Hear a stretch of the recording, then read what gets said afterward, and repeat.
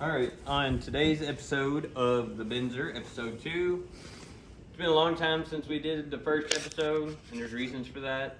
I bought all this stuff knowing that I wanted to build it, but that didn't mean I could build it the next day. So I've got it, it's sitting in the barn here. That's why it's filthy, dirty, it's an awful, it needs washed, it's bad.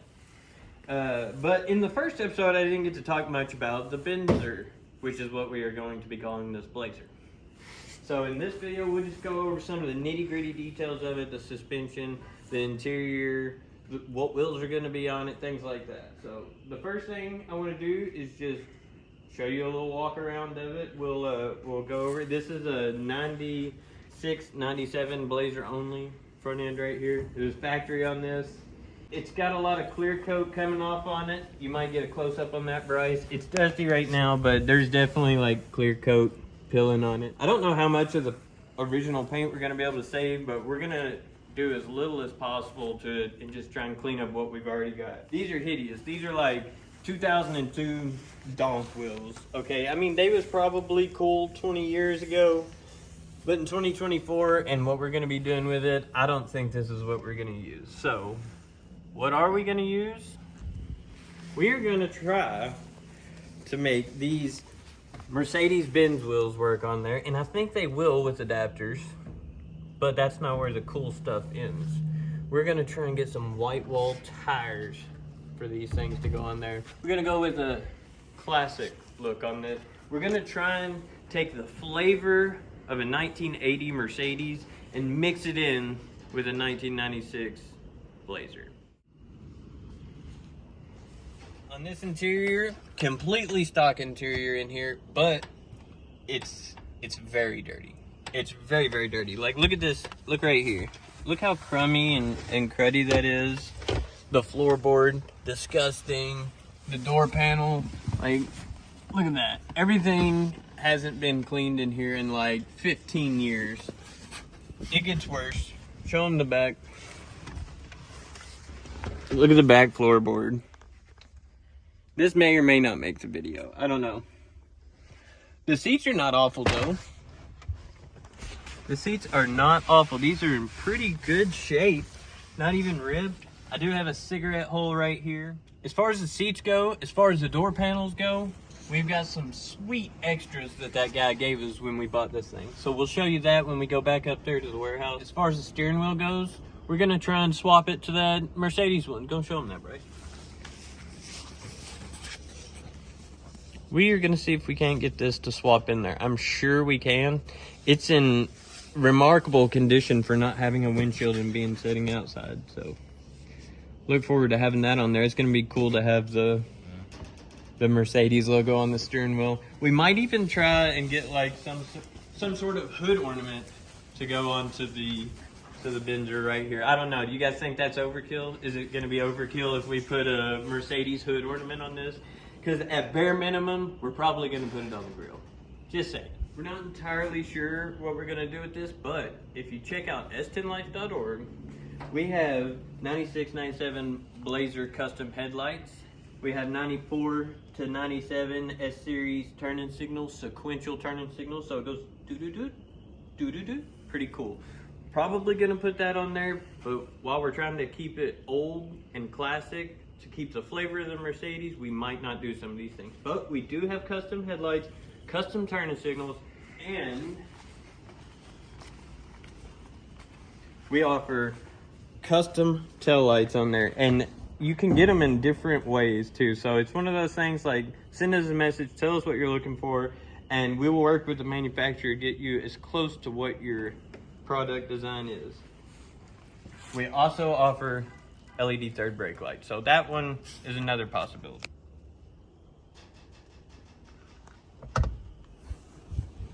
Sometimes these old S10s, you gotta give them that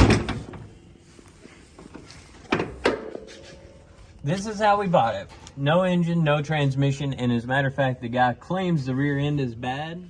No heater air box, no brake booster, no master cylinder. Another thing is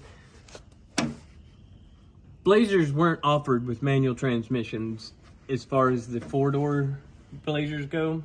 I've never seen a two-wheel drive, four-door Blazer manual transmission offered anything newer than a 1995.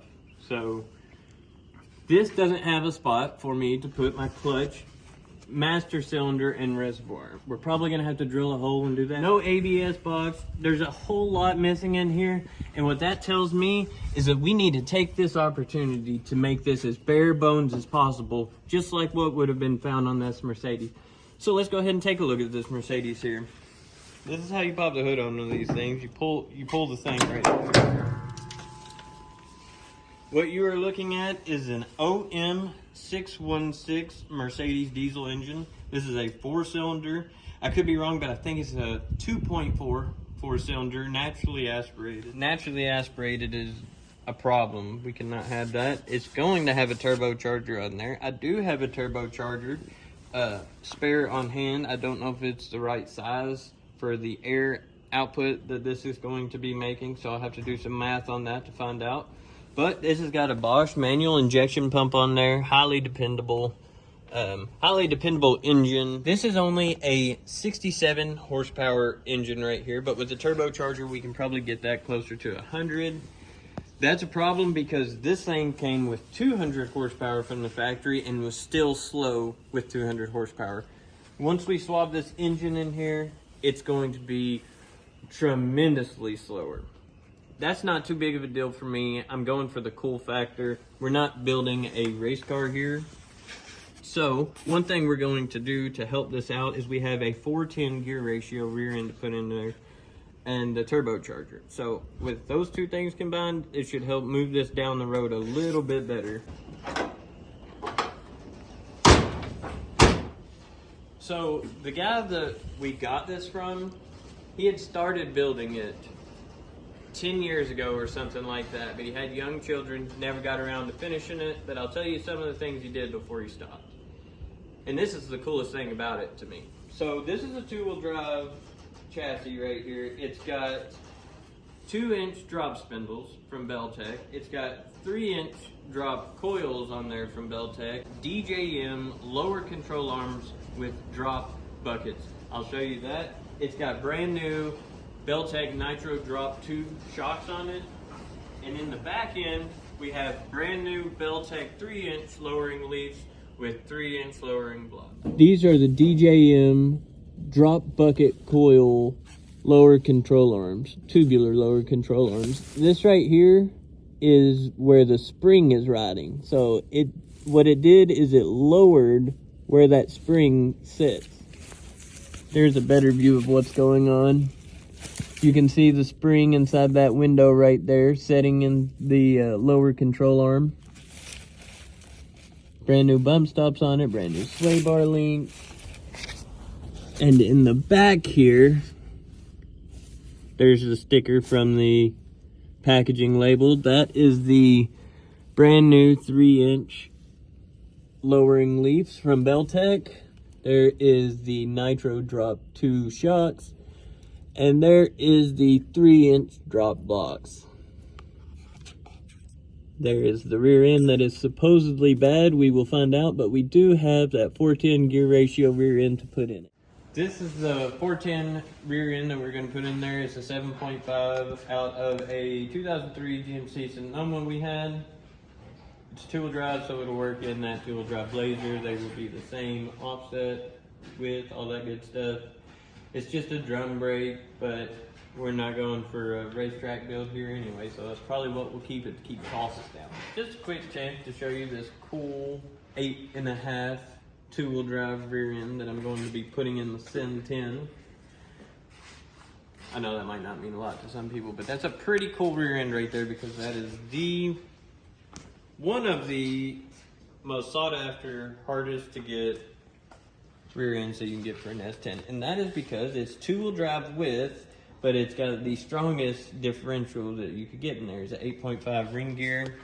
And if I'm not mistaken, it's even got 30 spline axles. So my plan is to put my Eaton True Track in that. It's a 308 gear ratio, and that's going in my turbo truck. The ZQ8 box. ZQ8 steering box. Hop yes, shock. sir. Hop shock for this. There's a hop shock bracket. So yeah, figured I'd show you all that. Cool little story on this. When we went and bought the Blazer, the guy said he thought he had some extra parts to go with it. And this is what he ended up having. These are black leather door panels off of a 96 or a 97 Bravada. It's got the front and rear matching door panels. And he also sent his son up into the attic to dig out these 4 seats.